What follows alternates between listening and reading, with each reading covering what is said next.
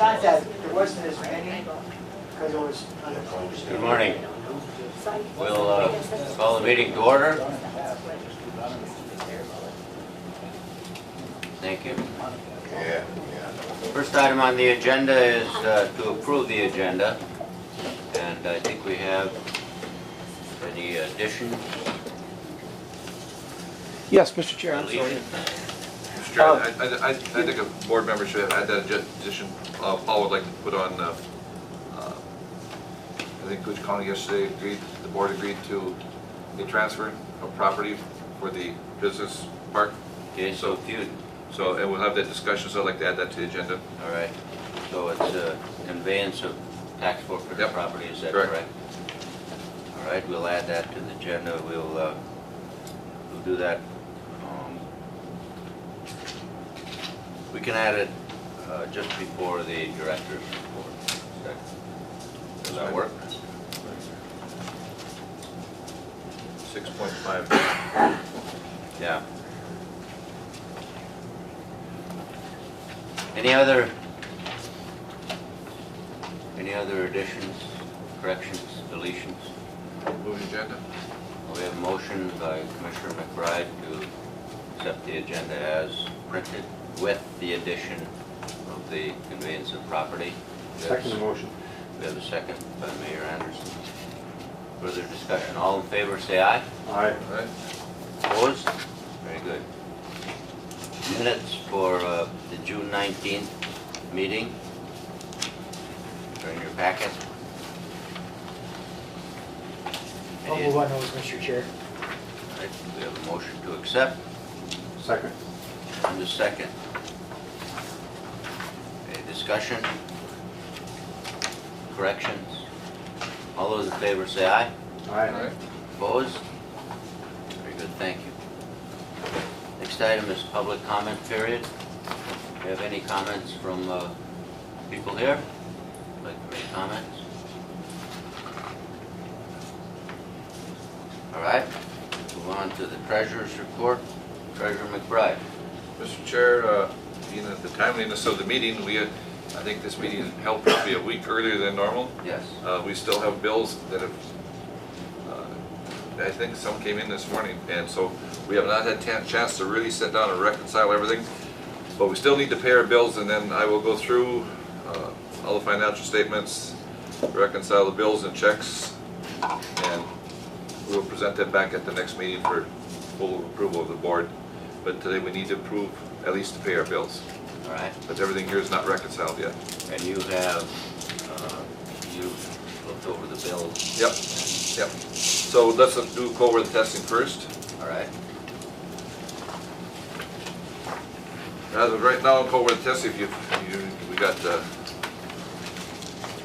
page 8. We have one bill there, and then you flip over to the back. The bills that have been received. $5,711. That is what we received this morning. We had, what was that?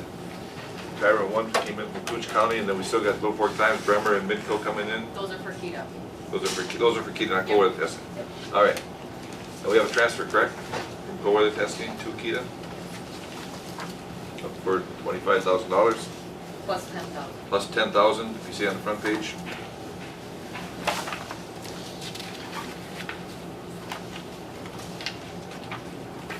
I know it's a little confusing this morning. We haven't really had a chance to look at it. I guess I would ask the board next time we at least go to the third week for our meetings. The second week is just not enough time for Kyra and I to get this straight. So, if I'm correct here, Kyra, it's $5,711 what we have for cold weather testing. For what we have for bills right now, and then Yep. Midco, Minnesota Power, and Bremer have not been received yet. Oh, okay. Then I would ask those to be included in the bill payment when they come in. Okay. I would move to pay the cold weather testing bills. We have a motion from our treasurer to approve the cold weather testing bill. We have a second. We have a second. Councilor Pearson.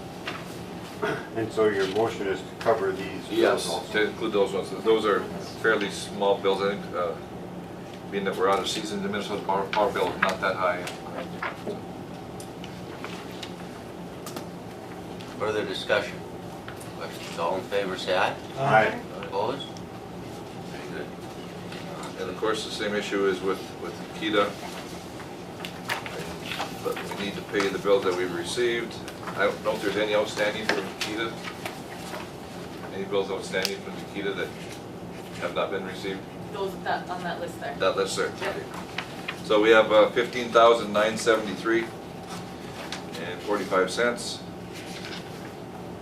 And the bills that have not been received.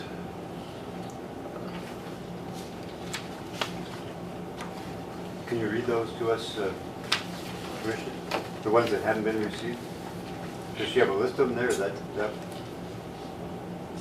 The times of Bremer and Midco were Little Fork Times, Cotton, Bremer, and County. Cooch County. And Cooch County $17,000 bill. Which county? That's payroll. Payroll. Oh, But the times Bremer and Midco, and I don't have any idea what those numbers are. I think they're fairly small. I expect Bremer to be around 2,000, Yep. Midco should be around 200, and Little Fork Times is $7.50. And then of course the payroll. So that's gonna move, we're gonna move that up to 17, that's 32, we're gonna be about somewhere in the $35,000 range, somewhere in that area. And it makes a mess when we don't have everything in yet. Okay, But I'd ask that those be included in the payment, so I'm moving forward. all right. We have a motion to approve the bills, including the unlisted ones. second. We have a second. Further discussion? All those in favor say aye. Aye. Opposed? Very good, thank you. My apologies for not introducing Ms. Pearson, Keisha Pearson, who is the alternate from the City Council, who is here with us today. So, welcome. The next item is we have an update from Brad Crassaway on the Rainy River Healthcare Initiative. Brad? Thanks for inviting. I'm not leaving you, Brad, I'm just getting a cup of coffee. Oh, I know, I'm gonna take it personal. Welcome, Brad. Thank you for being here. I have a handout, All right. and don't worry, it's not gonna go as long as this handout may lead you to believe.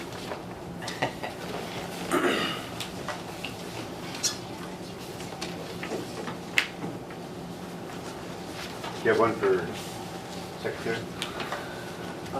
Yeah. Couple calls. Oh, that'll work. Paul, why don't you sit up here? So, what I'm handing out with Chair Rasmussen and members is the PowerPoint presentation of a presentation that we gave to the Minnesota Rural Healthcare Conference in Duluth. There were over 600 members at that conference, and we had 85 individuals within our breakout. And I have the survey results of our breakout, and we have nobody scored us fair or poor. And so, in the words of Garrison Keeler, in honor of Prairie Home Companion, we're all above average. So I appreciate that. They really liked the presentation at the end, and you always know when you do a good job when the amount of questions afterwards take you beyond the time that you were allotted. And so there was a number of questions. And as I go through this, and I'll just give you the brief highlights of this presentation, we, as the county, and I got to thank the Kita board, especially Paul and Commissioner McBride, and then Commissioner Eklund, especially for their leadership early on in this whole process, that we're a leader across the state now in rural Minnesota on how to tackle this crisis when it comes to the workforce shortage. And we are far from unique and alone in this issue. When we were sitting at this same meeting back in, I think, October of 2015, if I remember right, we had a large issue on our hands, and we thought it was an impossible feat to be able to tackle it. But before I step on my own touchdown call, I'll back up a little and I'll kind of bring you through how we got here today. As you all know, at its worst, the workforce shortage just within the partners that we had in the room got to 65. And I believe that was either October of 2016 or December of 2016. I forget which advisory council meeting that was. But I'm happy to report that as of May of 2017, that number was cut in half in less than 9 months.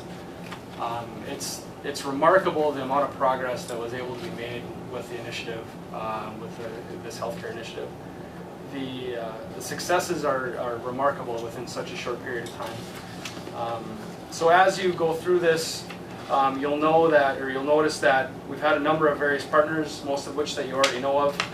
For the two new members on the keyboard, please let me know if you have any questions, because I'm sure that you're kind of catching up on all this right now. You know, we had Senator Franken. Senator Franken has called this initiative one of the highlights of his entire Senate career, of something that he's been working on actually getting done. And so that was nice to hear.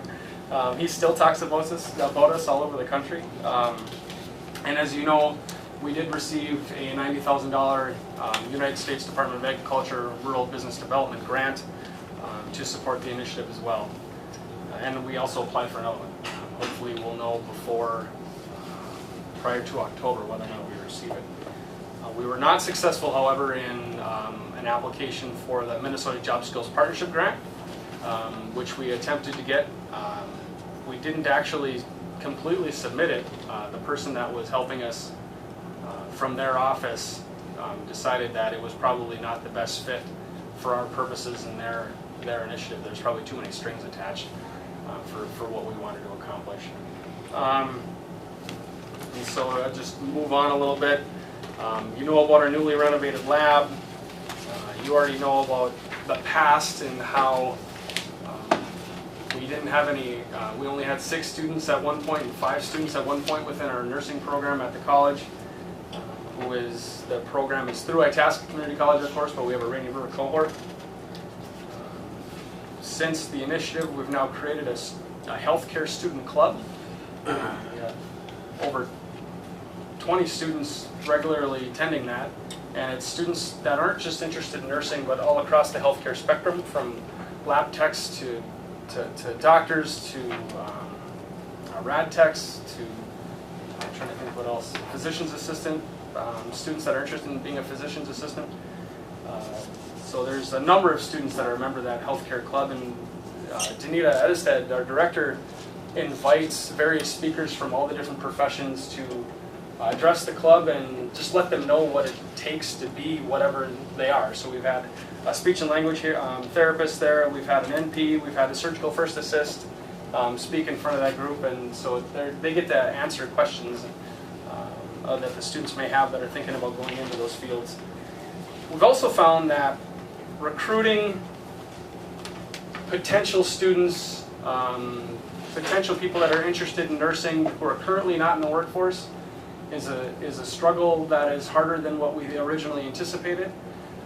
For those of you that were at the December 2015 forum at the college, the healthcare forum addressing the workforce shortage, number 1 issue that was brought up was the workforce shortage. The number 2 issue that was brought up at that forum was the lack of childcare within the area, and so that people didn't have the ability to go to work due to a lack of access to childcare. This issue still persists today, and I would say is probably the number 1 issue that we continue to hear about in trying to recruit a student and a healthcare professional that is either currently not in the field or is currently in another field that wants to get in the field. Childcare is by far the number 1 issue for most of those individuals. Go ahead. Chair. And that's not just here. That's throughout the state, the region. This child care barrier is a real, and we did invite Northland Foundation, Joe Sertichuk, Tony, to address that. And Brad, just for clarification for myself, you're saying child care, you're saying daycare for parents Correct. that want to go to school, and that's where the shortage is. And when they're employed. Right. Yeah, daycare for one year. And that's the thing, is so we have a lot of 24-hour facilities, Boise Healthcare, I mean nursing, you know, assisted living facilities. Yep. Having a 24-hour childcare facility, I believe, be successful, to say the least. We have formed kind of a two-structured hierarchy with the initiative. One's the steering committee with some of you are members. Paul's on it, Commissioner McBride's on it.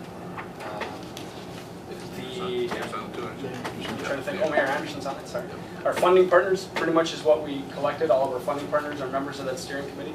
But there's also a Healthcare Advisory Council, in which we invite all of the healthcare agencies in the county to come to. And that's grown significantly. And we are getting very good feedback as far as what those members are getting out of being a part of that group. I'll move on before I get to some of our successes. We hosted a job fair. We did a number of ads to be able to promote that job fair, which is obviously a piece of reducing that workforce shortage. We had 13 different providers, or employers I should say, at that job fair.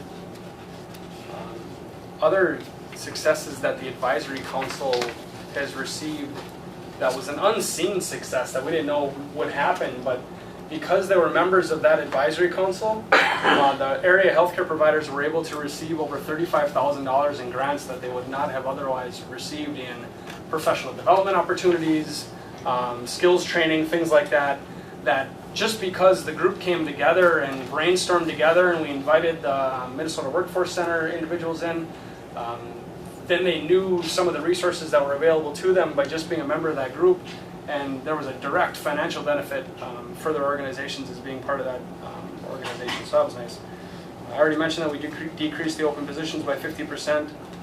Employers have seen an increase in number of applications. I'm sure you've heard prior, if they had an RN or an LPN opening, they would receive anywhere from 0 to 2 applicants depending on the position. Now they're receiving, they feel, in fact we talked to Robin Pawlowski a month ago, and she feels completely comfortable with the number of qualified applicants that are now applying for those positions, which is something she hasn't been able to say since 2009, which I felt really good about.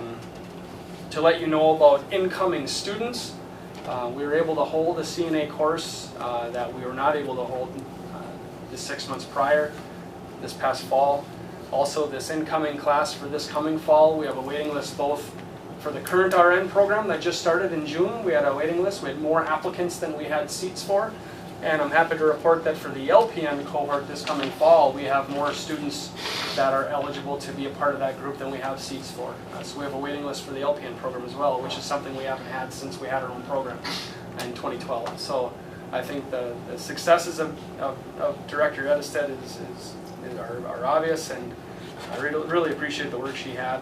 Speaking of which, she wanted to be here today, but she's currently in clinicals with those RN students at the hospital right now. So she couldn't get away today, because clinical days are pretty much the non-negotiable days that she can't get away. So yeah, I don't know if anybody was able to attend the graduation ceremony, but we have a pretty special graduation ceremony where we pin, obviously Alan was there, where we pin our LPN grads during our ceremony. And it's a really special moment, and then they get they're kind of put on a pedestal during that time, and I think the students really appreciate it. I know it gets us all choked up at the college anyway, so we really like it anyway. So when I mentioned that we initially started recruiting a non-traditional student population to fill healthcare positions, and realizing that the childcare barrier was too great for some to overcome, we now have redirected our focus to recruit younger. In fact, Danita has even invited Girl Scouts, Boy Scouts, 4-H into the nursing lab in order to get a taste of what it's like and get the seed planted early and have healthcare become an option to what they want to go into in the future. And that's been really successful. The students, the kids love it. Danita loves doing it. And as you know, we have a partnership with the high school to deliver the CNA course, college-level CNA course at the high school, which has been successful in the amount of numbers taking the course, the amount of students taking that course, but the number of students who take the test to become CNAs afterwards is low. We had 16 students in the first group and only 3 tested. I think we had 6 or 7 in this last group and only 1 tested. So there's a barrier there, and it's only speculation as far as what the barrier is, but it takes a special person to be a CNA. And for those people self-selecting on becoming a CNA or not, I think it's a hard decision to make. It's a hard position. It takes a special person to do. And so we did get a few CNAs out of that group, but not the numbers we were hoping for. What else? I'm trying to think of. So it's like taking a shop class, but not becoming a carpenter. Correct. Yep. Yep. You hit your thumb too many times and you learn not to do it anymore, right? Yeah, so next steps moving forward are we are applying for more grants to sustain the program. We continue to look at programs that we could potentially start at Rainy River in the healthcare field. I got to admit, the hill is steeper to climb there than I had originally anticipated to be able to start a program at the college. The amount of hoops that are required to jump through for these national accrediting bodies are, it's nearly impossible for small rural colleges to start healthcare programming with the low numbers that we're working with. We already know that we can't bring in a program that our area can self-sustain as far as hiring our graduates. And so we already know that we have to recruit from outside the area to have them come here to take an academic program of need. But with proving that there is a need, both regionally and in the state, for those programs, and to fulfill something that hasn't already been taken, those are some of the requirements that are necessary in order to start an academic program. There's some definite barriers there, but we're still looking into them. We've actually reached across the border to Northwest Ontario and asked to see what their needs are, and they're very similar to ours. Very similar to ours. And so we're working together there too. How are the qualifications compared to what the licensing requirement is in let's say Northwest Ontario Sure. compared to Minnesota, or Ontario compared to Minnesota? It is very career specific. So for instance, an LPN does not transfer well to Canada. However, an RN transfers very well as an RPN. All they have to do, as long as they have their Minnesota boards, they have to challenge the Ontario boards for their RPN, it's called. And then they can work in, a Canadian can work in Canada that takes our program.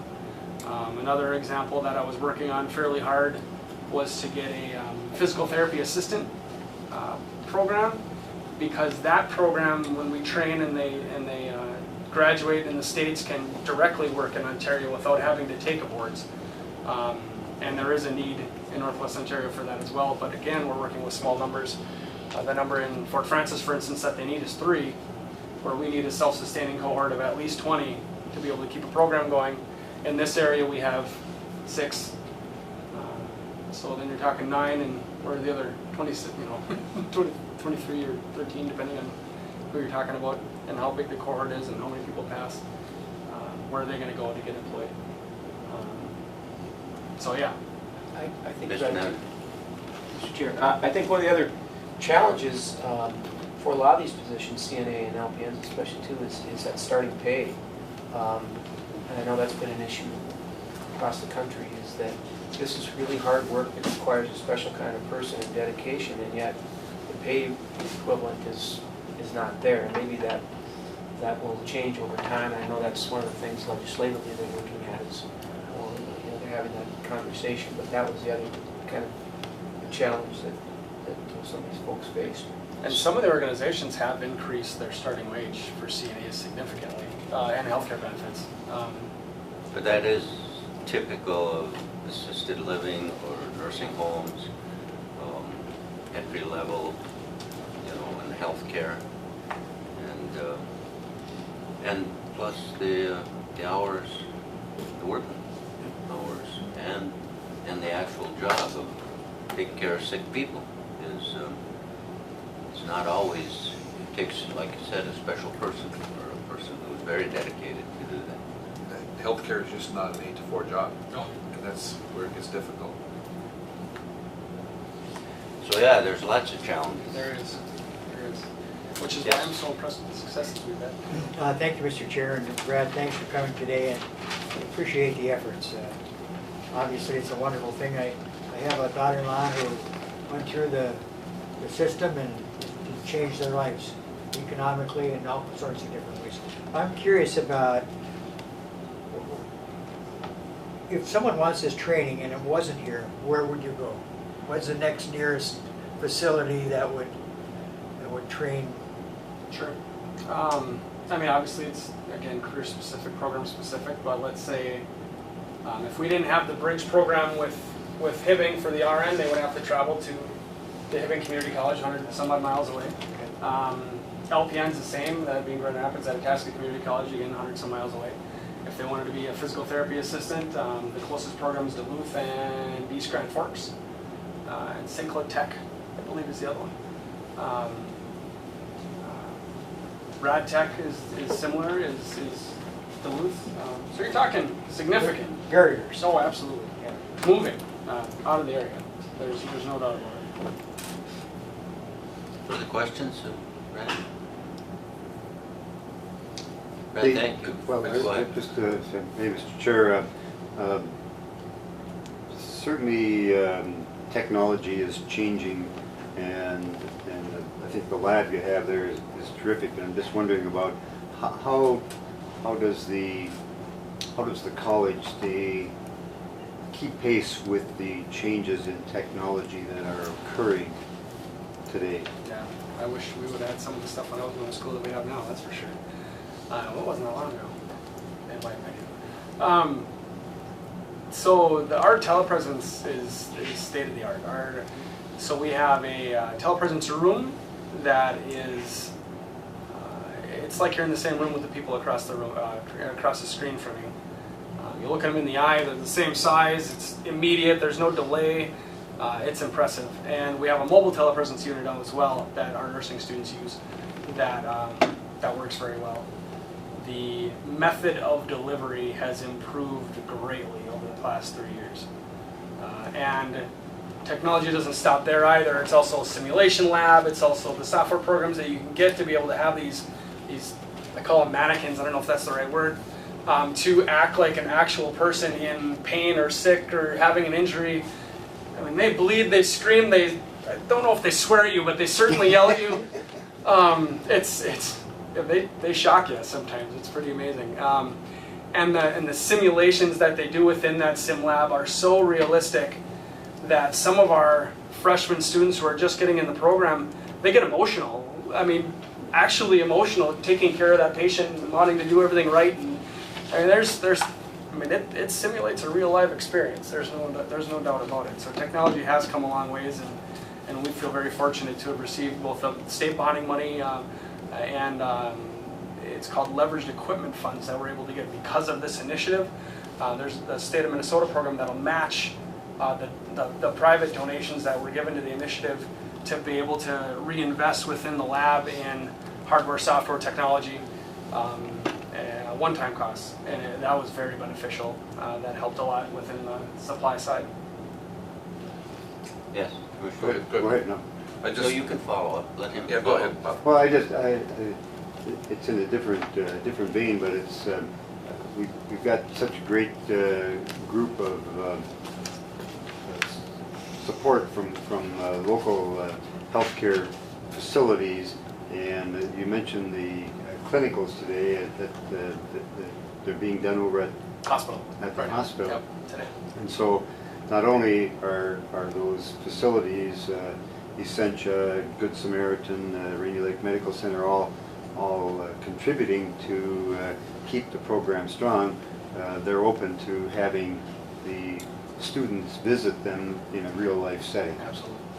I think that's You have to have places for them to do their clinicals, their internships, whatever, and yes, and it's wonderful to have those facilities, and it just speaks to the necessity of keeping them valid, as well. So if I can, just to comment on that. One of the main questions and where people were grimacing during our presentation was how in the world can we make this happen at our location, wherever they were throughout Minnesota? Because we have so many competing agencies coming together and working together collaboratively on an issue that they all face. And that was the main question. Like, how do you get them in the room? How do you get them to focus on the same issue? And that was the piece that they were most impressed about, to get those individuals in the room at the same time working towards a common goal because they all have a common issue. That's the part that they were most impressed with, to be honest with you. And they congratulated us up and down, and they want to replicate it in their communities. Good to hear, thank you. Commissioner McBride? Brad, a couple of years ago, or a year and a half ago, when we went into this, and we talked about the public and private partnership, and of course the county, the city, KEDA, Sentia, Rain Lake Medical Center, Good Samaritan, everybody came together to support, and supported monetarily. Yep. And I think we had an agreement to help you over X number of years. Correct. I mean, and I think the statement came from Carol Helen at that time was, once you got your core hope to a certain number, you can be self-supporting. I mean, are we getting close to that? Because I guess as being part of the public, we got to know how much support we got to give them, what you're looking for. Are we getting close? I appreciate that. Which is why we're looking for program development, to be honest with you. We want a program to be able to come in where we can educate enough people so we can be self-sufficient, because obviously this isn't going to go on forever. We need a program to be self-sufficient. If we only recruited local nursing students for this partnership program, I don't think with the applicant numbers we have, we would ever be able to be self-sufficient. We need to recruit outside of the area in order to get the numbers to be self-sufficient. In order to do that, we need to have a program that nobody else regionally has. And we need a program that nobody else regionally has. So I think that's my short answer right now, but that's the one that keeps me up at night. Or we need a program that has enough demand that other sources in the region cannot supply it, and so students will come here, which has happened in our LPN program over the years. It certainly did. The issue with the LPNs now is that the CNA wage is growing to a point where it's competing with the LPN wages. And so our LPNs are becoming RNs because there's such a significant increase between the LPN and RN that our partners are having a real issue keeping their employees as LPNs because of that.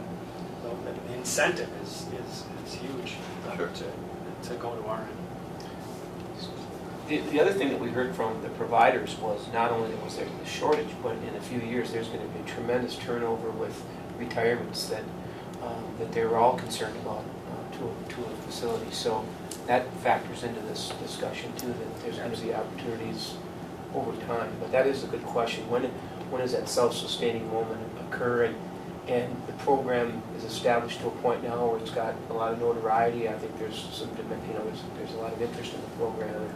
I think the other thing to note is that one person can make a tremendous difference. I mean, beyond the work that you're doing, the rest of the team out there. But Danita has just done a tremendous job with recruitment and advocating for the program. So I want to talk about the perfect person for the perfect position. All right, any other questions? Thank you very much. Thank you. Appreciate it. Thanks for the Thanks for update, bringing Brad. me. Great presentation. It's wonderful to hear the successes. And thanks for your work. Oh, I appreciate it. Thank you very much. So the next item is the Personnel Committee met on Monday, the 10th, and reviewed Kyra Hasbargen, the personnel in the KEDA office. We reviewed both Hasbargen and Nevenin employees. After discussion and review, the Personnel Committee, which was composed of our Treasurer, Commissioner McBride, Mayor Anderson, and myself, we recommend to the board a 2.5% increase Kyra Hasbargen. That's based on several things. She provides services for several other agencies, including Koochiching and the Airport Commission. So her job has expanded a lot.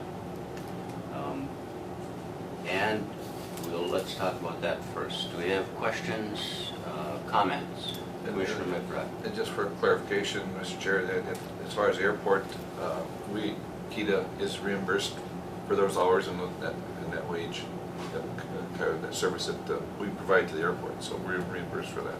Yeah. But it still adds to her, Absolutely. her responsibilities. And she has a lot of responsibilities with financial responsibilities plus. I guess, I'd like to move on that as a motion, and, then we can seek a second and any discussion after that. I would move that. I would second that motion to accept the Personnel Committee's report and increases in both what we charge the airport and pay Kyra, and then also in the KEDA. All right. And I guess my motion would be effective July 1st. That's correct. Okay. We have a motion. We have a second. Further discussion? All those in favor say aye. Right? Opposed? Very good, thank you. Move on to the Personnel Committee also recommended a 1.5% increase for our director, Mr. Nevenin. Do we have a motion to support that? Nope. And second. We have a motion and a second to support the Personnel Committee's recommendation for a 1.5% increase for our director, Mr. Nevin, Effective July 1st. at effective July 1st, 2017. 1870. Yes, Mayor Anderson. Well, Mr. Chair, and I would just add to that by saying I think we've had a great year in cold weather testing. Thank you to Paul for that. I think we just heard the update on the healthcare initiative, which is some of the things that he's worked on for the past 2 years. The airport project that's going on right now and future ones, all part of the economic development of this county and city. And so I think great contribution by both Paul and Kyra from that office. Thank you. Further comments, discussion, question? I personally, as a chair, I think the KEDA office is doing very well. I think the agency has had some great accomplishments, as you've listed, Mayor Anderson. So I fully support this. All those in favor say aye. Aye. Opposed? Very good, thank you. Next item is the 6.5 on your agenda, which is the conveyance of tax forfeited property from Koochiching County. Well, Mr. Chair, I'll just lead the discussion. We've touched on this at our last meeting. Originally, when the International Falls Business Park was conveyed from the tax forfeited property, I believe it was School District 361. I wasn't a part of that discussion, but they carved out in the middle of this piece approximately 8 acres, which we all know now has been half developed. Nathan Heibel from the County Lands and Forest is in charge of the tax forfeited properties, and the remaining property surrounding the business park is approximately 16 acres, and is fronted on the east by Second Avenue East, and of course Highway 53, and then private parcels to the north and south. But this represents a significant opportunity for us to expand what very little development properties are available within the city or proximity to the city, and it has access to Highway 53. It's got utilities on site, which lends itself to some fairly inexpensive expansion. There is, however, the issue of where we fight virtually every day in Koochiching County. There's some wetlands issues as part of the whole parcel here, but there are some areas that are actually upland. So working with Nathan, who's been great, by the way, and Matt Gwynn, the county yesterday agreed to convey the remaining outlying 16 acres to the KEDA. The initial 8 acres they were able to convey for free because the state at that time, it was a best use, or it was a for economic development. They were able to convey for free. They have since changed that requirement in statute, and now there must be some remuneration based on some appraised value that the county can establish. And the county did that. $9,100 was the price that they came up with. There's some closing costs and some fees associated with that. But the motion yesterday by the county was to convey to KEDA the additional properties surrounding the business park as defined in the document and just via the map here for $9,100 plus additional closing fees associated with approximately $9,500. And so bring that back to the board today for the next phase of that, which basically is to move forward with working with Matt Gwynn and developing a plat map for the remaining parcels if we decide today to move forward with that conveyance. But that would be the recommendation going forward.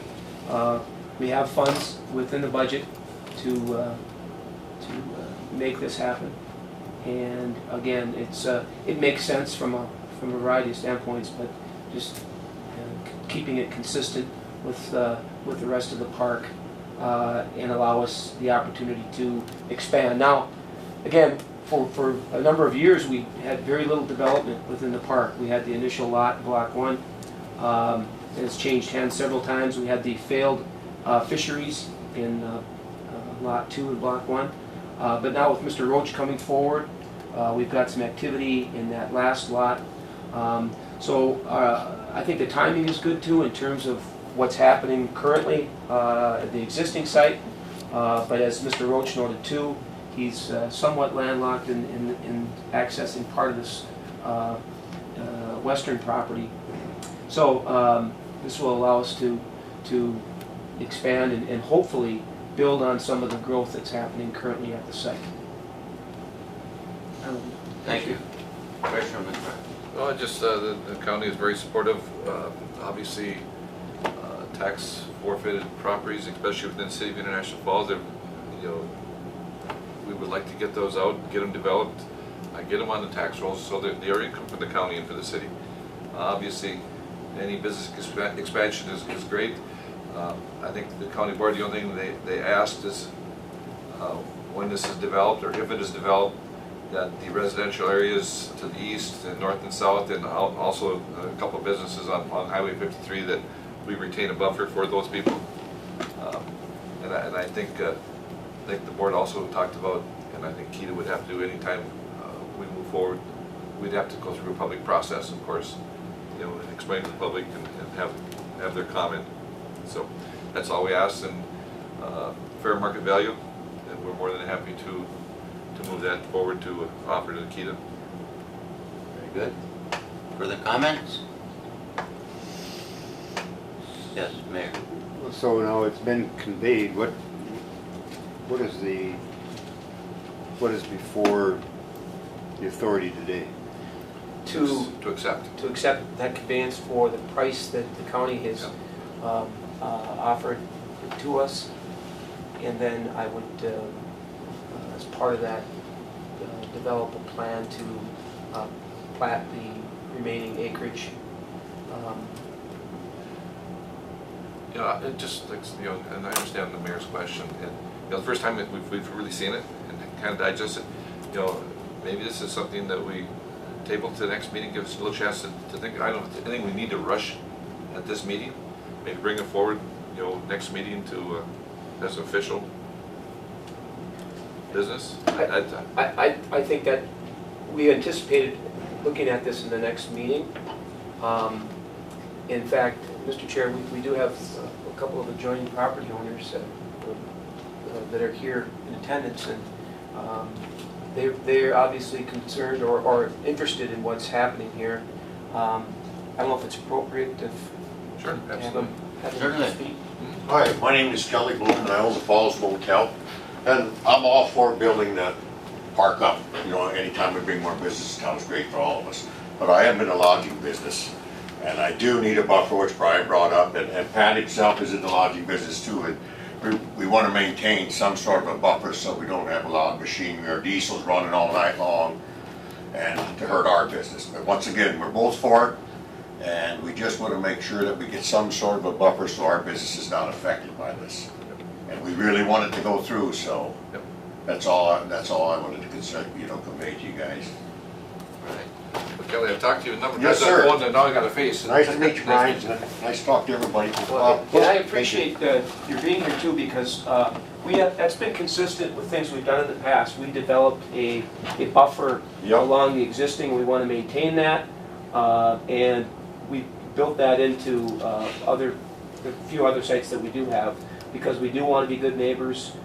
This is zoned M2, so it does open itself to a lot of uses, Right, so we want to be careful with that. But you're right, it's in a commercial and residential area, so we want to be very conscious of that. Right. Now, when that does come up, is that going to be open for anybody to bid on, the public to bid on, or other business to bid on? Like you said, you were going to plot this off, or is that up to you don't know yet? Well, I think what from my perspective is we're going to look at consistent size Oh, okay. to lots. And then I think we would, obviously it's zone 1, there's very few development sites. So, we're going to want best and highest use consistent with the business park. So, I think we will put it up, but I think it will be specific to each individual request, what we're going to look at. I just And want it to is specific to what type of business would be developed. Right. In other words, that comes with the request for the land. Sure. What kind of business you have for a business. Right, okay. And oftentimes that will be based on the number of jobs created, Sure. the amount of investment, the type of, is it consistent with the rest of the development? We wouldn't want to put a turkey processing in the middle I of, hope not. well, I mean, Fireworks plant or something. Fireworks. Right. And obviously, the board would, you work with the business and, a business plan, so we understand, what your goal is and Sure. what you're looking for. And like Mr. Nevin said, that one of the big things is jobs. We're looking for jobs. I agree. Mr. Hans? Thank you, Mr. Chair. I'm just curious, Commissioner, if you've chatted and identified exactly what the buffer is. No. Because it's No. pretty easy to throw that word out there without, Right. Understand. there's an alley platted here, and I think we built that into the buffer. We've called that a buffer. I think there's an easement designed on this end for future road work, but that's I believe 100 foot from center line. 100 foot from center line, I believe. So that provides a buffer there. But I think like in the foreign trade zone, even with Rainier, we created a buffer. But again, that will be part of the plat design and opportunity for the public, I think, to speak at that point as well. so today you're asking to move forward with the purchase at fair market value that Keita would pay for. And then you're gonna get this platted, and then will it come back here to have that discussion? If I was a resident there, and I know you are, I just want to be comfortable moving ahead, that you already know for sure that there's going to be a certain consistent type thing done to you. There is a public comment as part of the planning process, Okay. and we do want the public to be involved. Again, it's a sensitive area. But you don't really know until that plat is done what you really even have there. But as we go through the planning process, Yeah. the buffer will be part of that process and part of the thought process of how we look at it. again, 16 acres does give us quite a bit of leeway there. And of course, with wetlands, it's, you know, there's additional cost there and consideration, so. Mayor Anderson. I guess maybe a question for Mr. Bloom, and that's, if I believe I heard you correctly, your primary concern would be noise as a motel that, Right. where folks are spending the evening. So, I mean, having a diesel parked in the back, running all the time. Idling all night would not be good for That me would or not be my good. business at all. We don't want an Pat's business. outdoor, you don't want an outdoor kind of project where you're gonna have any noise generated. So those considerations will all be placed in the plan. During the day's okay, but it's, you know, it's the Sure. evening hours is what, you know, that's when people plan, they got sleep, you know, so. And so I guess for the director, if I may, Mr. Chair, you know, I see the plan being a key piece. I think we need to have a public meeting on that plan. I think we need to understand the infrastructure needs of that plat, and what do we need to have in the way of water, sewer, gas, broadband, whatever else we need to. And then you mentioned it yourself, wetland mitigation. I assume that there could be some wetland mitigation? No question. Okay. Yep, that's. So all those will be addressed in a plan? Yep. And what kind of approximate timeline, what might we be looking at for the plat and the plan? That's a good question, and I know when the platting process, we went through the first, or the subsequent, that Matt Gwynn outlined, that there is a very deliberate time frame on how you go through the platting process, which includes public input. So I'll report back on the next meeting in terms of time frame. This kind of came quickly before us here. Well, if I may Go ahead. continue, Mr. Chair, the platting process will be before the International Falls Planning Commission. Correct. And so that's where some of that will come out. But I'm thinking primarily our responsibility as a board is going to be the plan that we adopt for that 16 acres once it's platted. Right. It's a good question. Would you, any comments? Thank you, gentlemen, appreciate Thank it. you. Thank you. And most of you probably know me, I'm Pat Arnold, I got the RV park. I don't generate a lot of jobs, but I do keep tourists in the International Falls area. And when I can keep them in the area, they're spending money on all our businesses, our restaurants, grocery stores, gas stations, so on and so forth. So I think it's important to keep the people at the RV park comfortable, so they stay, and they stay longer. Longer they stay, better off our community is. I'm pretty interested in part of that property that was adjoining my property. I certainly wouldn't want that to turn into a truck parking lot backed up next to my RVs. People are sitting out there, campfires, making s'mores, whatever it may be. So I just want to let you know I'm interested in that. And I'm concerned about keeping it peaceful. Very good. Great. Thank you. Just Pat, how long have you been there? July 1st will be my 23rd year. 23rd year. And you have how many acres approximately right now? 4. 4, okay. And I know if people are not aware, because you're tucked away there and it's nice and quiet for your clients, and that it looks like you're always full. I mean, you have a lot of people stay there. This stays And long term? Some long term, a lot of going to Canada. I have 24 sites, 24 sites on it. and I probably could stand a few more. And you would be off that northwest end of that plat, correct? Yes. And I don't think the campground's on that map, is it? No, it's just off the edge of the property. If I could too, Mr. Chair, and to your question, Bob, too, another question is, do you run 22nd Street all the way throughout as a ingress, egress? Or do you have a cul-de-sac back here? Do you continue on 21st Street, or some sort of access there? Or do you just control the ingress, egress through one I mean, those are the kinds of questions that we'll have to address. Obviously, 21st Street, we would not push that through, but, and those are fair questions. If we were even going to talk about moving 22nd Street over to 2nd Avenue, so, and then you're impacting these people, so we need to have public discussion before we do anything like that. But I think just to keep it simple, that if the board is willing to move forward with the purchase, we move it forward. If you want to wait till next meeting, I just guess that's the feeling of the board. Well, I think the purchase is fine, we can move forward with that. It's pretty black and white. Part of the plotting, planning, that's what I think we need in public hearings. Sure. Move forward. Yeah, I'll certainly second the approval of the purchase of the price and the closing fees. Okay, do we have a second? I think Bob did. No, he moved, I second. Okay. Excuse me. Further comments? Mr. Welcome. I just want to make sure that local businesses and the public that live around that area, I mean, publicly, we'll keep the people informed. Yeah. So that, you know, it's very important that we protect those areas and protect those businesses. Appreciate that.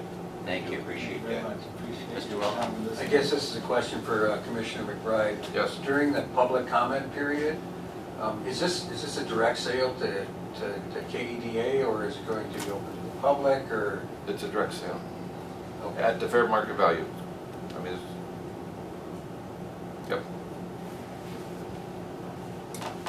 All right, we have a motion and a second. Further discussion? Further questions? All those in favor say aye. Aye. Opposed? Very good, thank you. I'll talk to you later about that. Thank you. Thank you. Thank you for being here.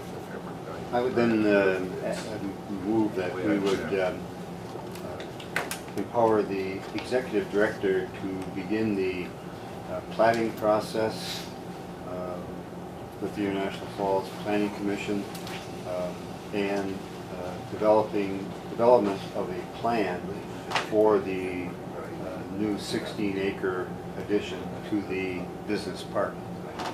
All right, we have a motion by Mayor Anderson to empower the executive director to begin planning for the plan and plotting. Do we have a second? Second. We have a second. Further discussion? All those in favor say aye. Aye. Opposed? Good, thank you. Mr. Nevenin, we have the director's report. Thank you, Mr. Chair, and thank you, the board, for your support in both Kyra and myself and work being done at the office. Fairly straightforward and brief report, since it hasn't been a great deal of time since our last meeting and with the holidays, but I did want to touch on a few items, and I'm really excited about Granite Digital and the work that they're doing as they continue to move their project forward. They're awaiting a private placement memo later this week as part of their initial fundraising, and they fully expect that to occur. Working with Piper Jaffray and a great team on the HP side. Joe and his team have just done a great job. In fact, Joe was just returned from the Twin Cities. He was down there with an event with Hewlett-Packard where they continue to talk about the project specifics, leases, and customers. So hats off to that team of Granite Digital and the work that they're doing. Cold weather testing, we had one bid for the first phase of the construction of the new cold box. The structure itself and refrigeration was one of the first packages, and we opened that bid on June 23rd, and we only had one bidder for that, but it is a vendor we've worked with in other two cold boxes, Midwest Refrigeration. So that's great, because that makes a lot of sense. We've got one consistent vendor that knows the operation, and they come up and they do an annual inspection and startup for us. If there's an issue, we've never lost a day in 16 years. They send a person from Grand Forks if we have a problem. They're here, and so we're real pleased that they're continuing to work with us. The other nice thing about that bid, it was very spot on to our estimates about where we should be. So the second phase, which will be dirt work, slab, and electrical, is being advertised now. We hope to have a bid opening soon and begin construction in August. As part of that, in terms of the funding piece, we need to have that 5-year lease with Jaguar, the renewal of the new it's a new 5-year lease, but it's an extension. And it's pretty straightforward with the original lease. There is some language that they wanted to have added, and basically we're ready with the draft agreement. They've been tied up with Toyota, and Toyota has more lawyers than we do, so they get more attention at this point, but it's taken literally weeks. So we've been on the back burner, but I said there is some urgency because both for deed and for the city and county, they need to have that lease so that they can, as part of their allowing funds to be directed to the project. So I have worked with JLR. In fact, I was on the phone this week with them. And so we hope to have that finalized and have our attorney review. Sure. Paul, the timeline for construction, we're going to meet what you figure the deadline would be November 1st, December 1st, or we? I'm pushing it back to third week in October, if we can have it. For startup? We're having JLR management team on the ground here in September.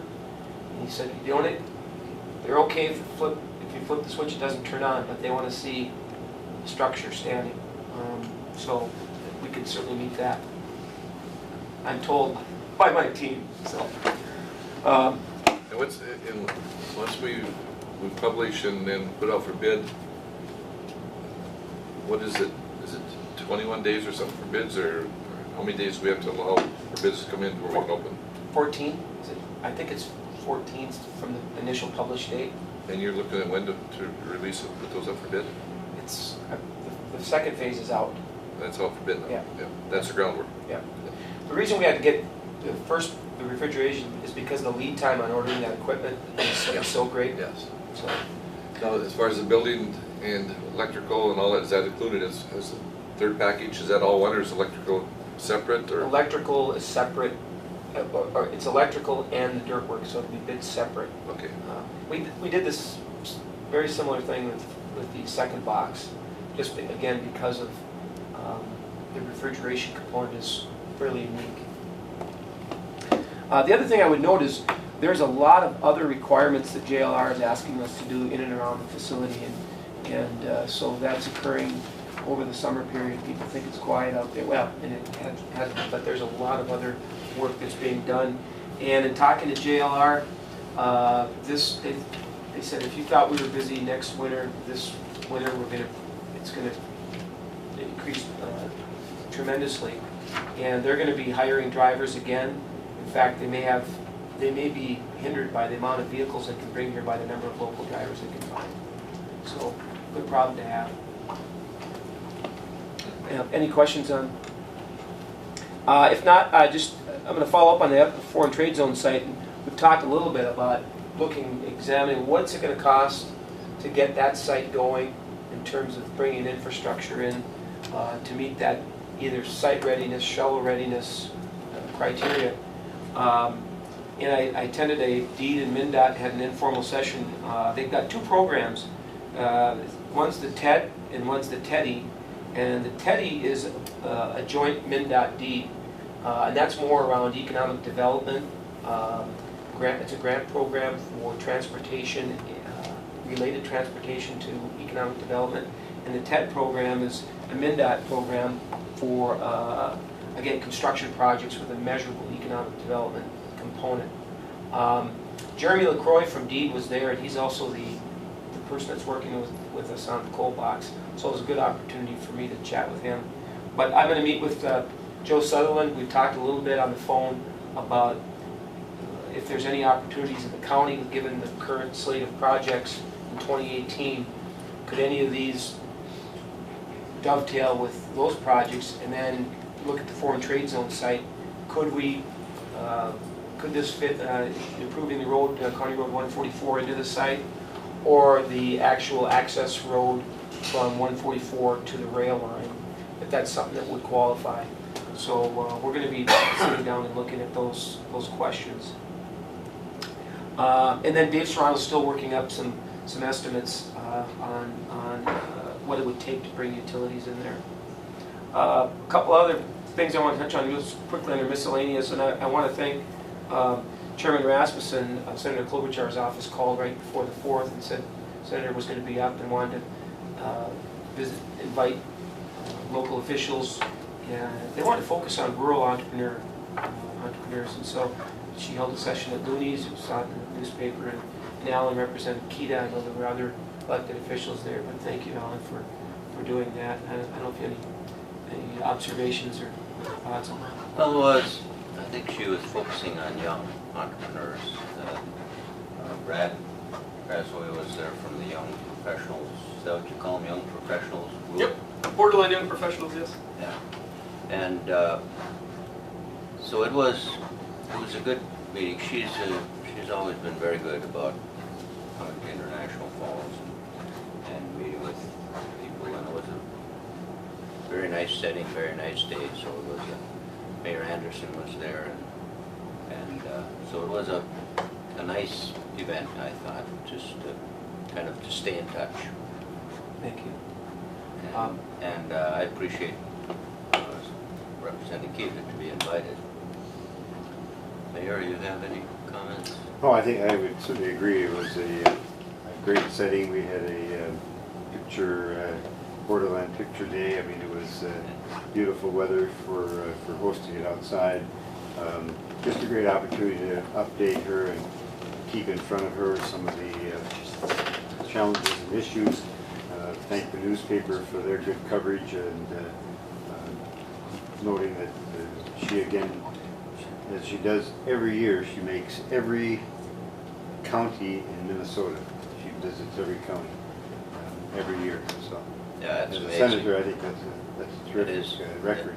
Yeah, that's amazing, and it gave us a chance to thank her also Yes. for her support of several projects that we have there. So, yes, thanks. Very good, thank you. Summer Networks Social tomorrow night at the Thunderbird. We're currently up to 60 people, between 57 and 60. Again, that grew out of the University of Minnesota did their retail analysis and did the survey of summer residents. And the summer residents, many of whom have higher incomes and have invested a lot in the area, feel kind of disconnected to the community. And so it's a way for us to connect with those people as we look at a lot of things that are happening within the county now, to reach out and see if they can provide some input, some ideas, some relationships. And again, Alan will provide some introductory remarks. We'll do a very brief PowerPoint, and then just have hors d'oeuvres, and it'll just be more of a social networking. Or to simply thank them for investing in our community and being here. Thanks. Yes, Commissioner. And that's at the Thunderbird at 6 o'clock. And just so folks know too, a number of folks in attendance that are seasonal, they contribute to, for instance, the Rainy River Foundation, the golf event. And there's one individual that doesn't even come here, but he writes a check every year. They support the community in a number of ways, both financially and just the fact that they're being here. And a lot of those folks fly their own airplanes and use the airport, and so the airport is critical. One of the items they always touch on. So it'll be a good opportunity, as Ellen said. Little Fork Fair, Kita had a booth, as we always do, and really just informational, kind of the services that are available, some of the resources that are available, including SBDC. And beyond that, I'm going to plan on attending the Logistics Development Forum later this month in Colorado. I've been there before. It's a really good, focused, smaller session. And then I've been invited to speak at Rotary this afternoon. So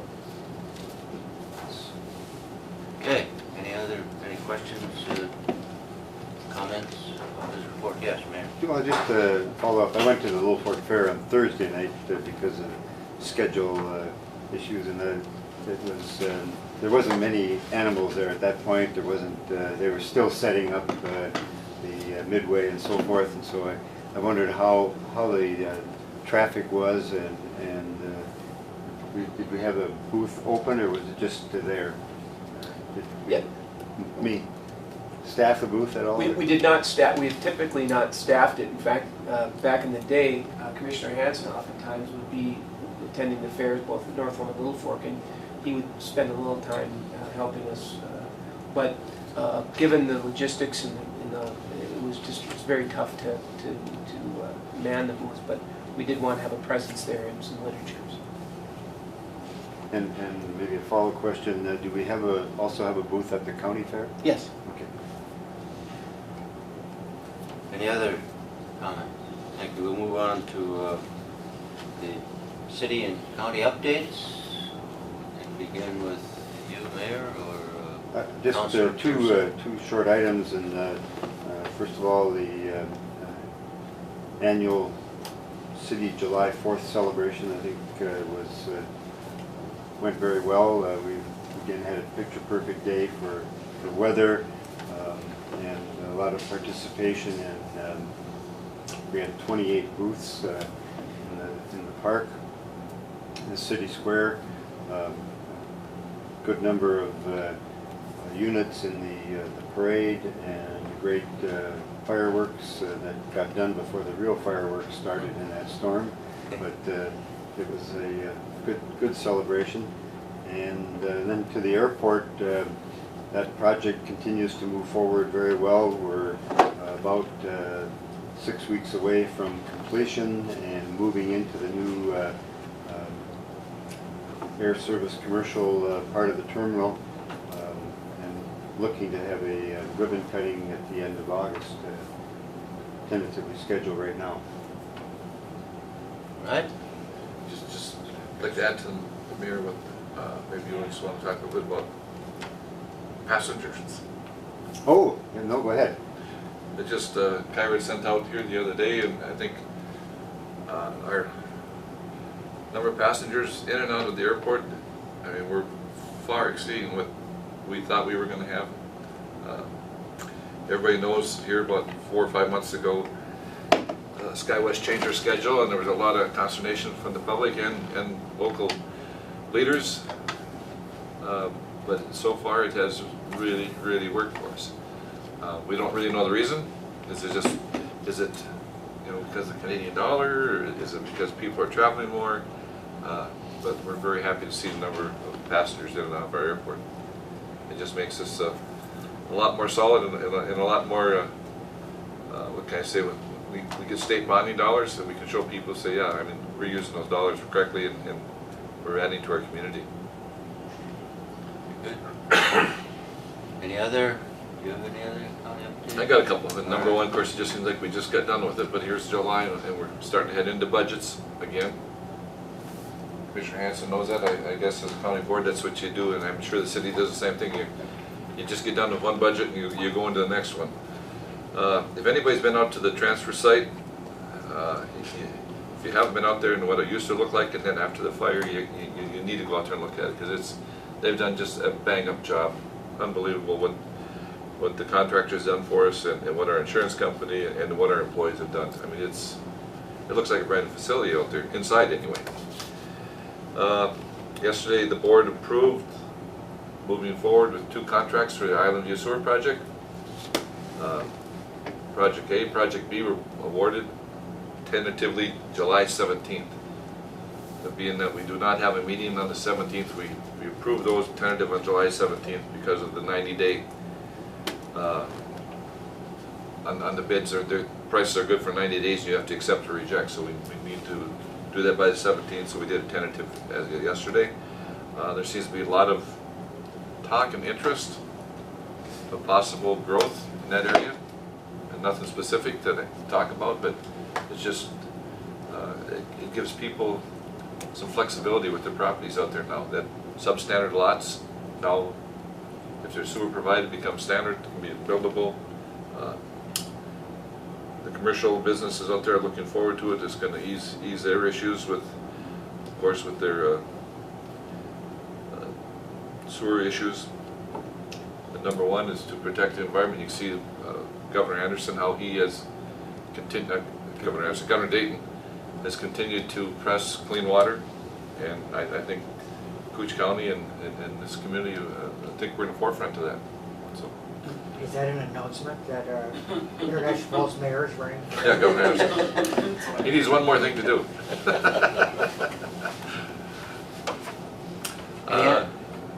No, that's enough. All right. Any other city county updates? Any updates from Metropolis Birchdale? Yeah, I don't understand why it's cloudy and rainy here today, Mr. Chair, because it was an absolutely beautiful day in Birchdale, and people scurrying all over the place.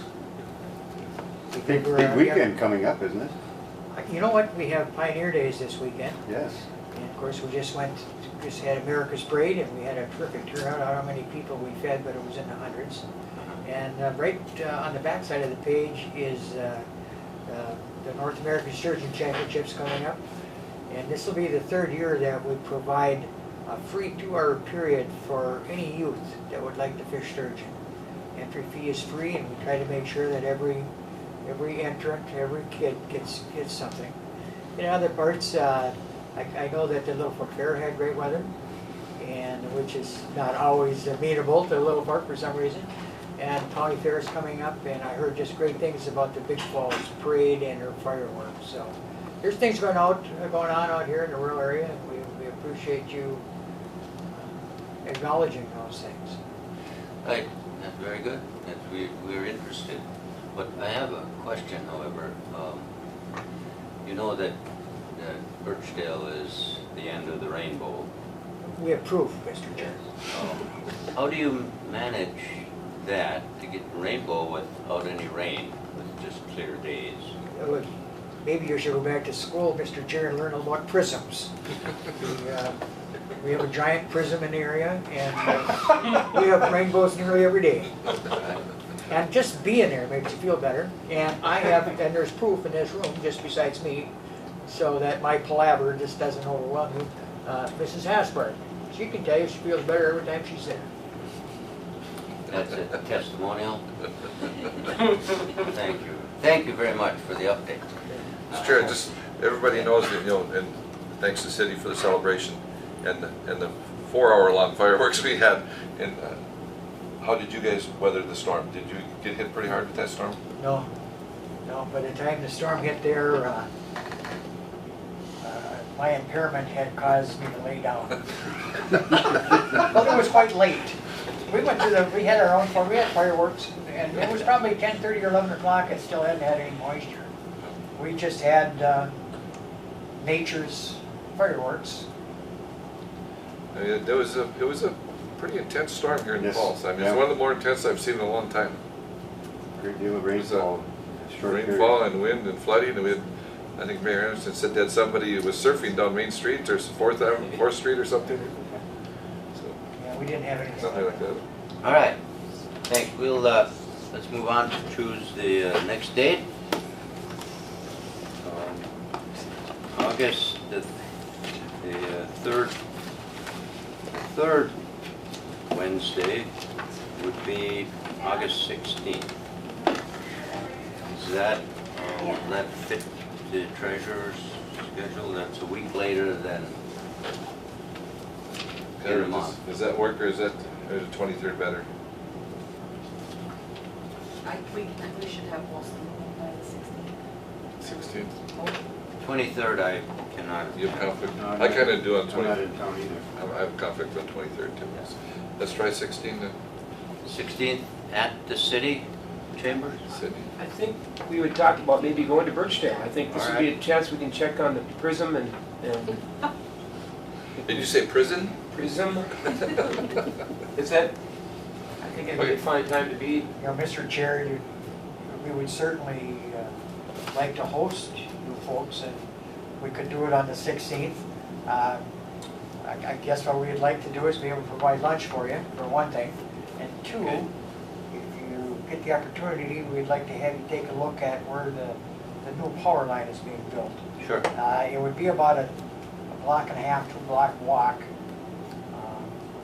We've chatted with the property owners, they told me that it'd be fine. And you see that, I just want you to see what the 87-mile impact is, and you can get the size of what it is. And I also would like to make sure that the people who administrate both International Falls and Koochiching County understand why